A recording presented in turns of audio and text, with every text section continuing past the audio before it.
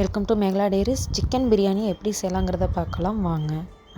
ஒரு பாத்திரத்தில் 1/2 kilo chicken, கல்லுப்பு, மஞ்சள் தூள், காரத்துக்கேற்ப மிளகாய்த்தூள், தயிர், இஞ்சி பூண்டு பேஸ்ட்டு நல்லா மிக்ஸ் பண்ணி விட்டுட்டு ஒரு 1/2 அன் ஹவர் நல்லா ஊறட்டும். அப்படின்னா தான் உப்பு காரம்லாம் நல்லா பிடிக்கும்.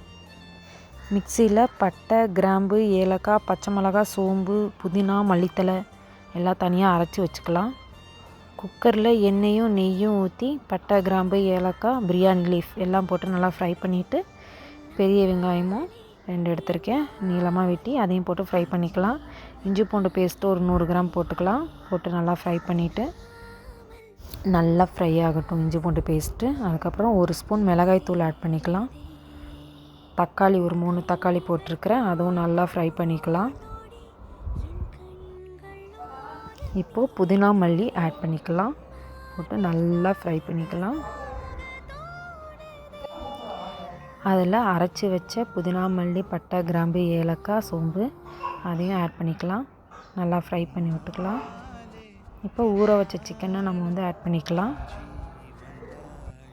சிக்கன் நல்லா இப்படி கொதி வந்த உடனே அரிசி தண்ணி ஆட் பண்ணிக்கலாம். 1 மடங்கு அரிசிக்கு நான் 2 மடங்கு தண்ணி நான் ஆட் பண்ணியிருக்கேன்.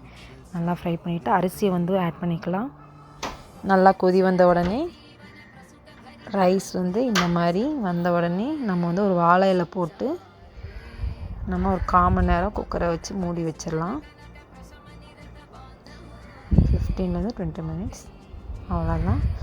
லெமன் ஜூஸும் நெய்யும் ஊற்றி இறக்கிக்கலாம். அவ்வளோதான், சிக்கன் பிரியாணி ரெடி ஆகிடுச்சு. கண்டிப்பாக வீட்டில் ட்ரை பண்ணி பார்த்துட்டு டேஸ்ட் எப்படி இருக்குன்னு கமெண்டில் சொல்லுங்கள். மறக்காமல் நம்ம சேனலை லைக் பண்ணுங்கள், ஷேர் பண்ணுங்கள், கமெண்ட் பண்ணுங்கள், சப்ஸ்கிரைப் பண்ணுங்கள். தேங்க்யூ.